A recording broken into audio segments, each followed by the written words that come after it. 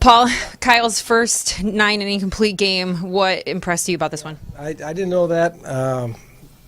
I guess he had a complete game, an eight inning effort. It was one of those games where, as it unfolded, there were opportunities to consider taking him out to push for more offense.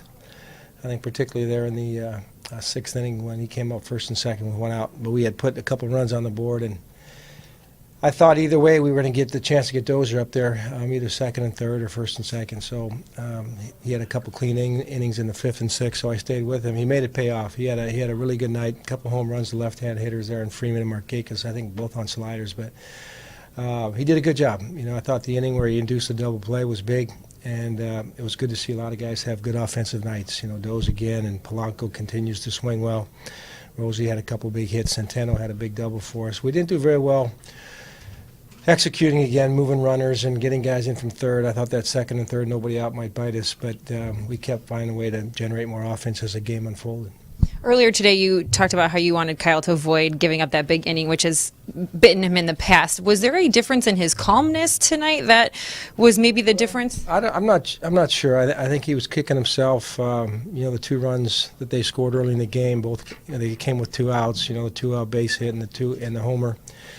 And then the double where we lost the challenge there, but he was able to get out of that. I think that he was having a little trouble with command early. You looked at his ball-strike ratio early on, and it gets a little concerning. But he started throwing a lot more strikes, more consistency as the game went on. I think he had, I don't know what it was, 15 to 20 in the first couple innings balls, and then he ended up 40 whatever it was. So he started throwing more strikes and gaining confidence as the game went on. Interleague games can pose a challenge in themselves. Does it add to the fact you guys got these 2 wins back from them before heading back to Kansas City?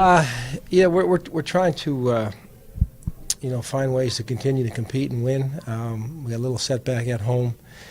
Atlanta took 2 from us in our park, so it was nice to come back and get a couple games down here. But we know Kansas City's been hard on us. They got a really good home record.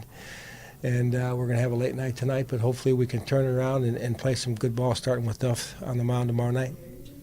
Well, you kind of touched on it, but 6th, 7th, and 8th innings, he threw a total of 25 pitches. But did you notice anything that was? Could you tell something like that was coming from him?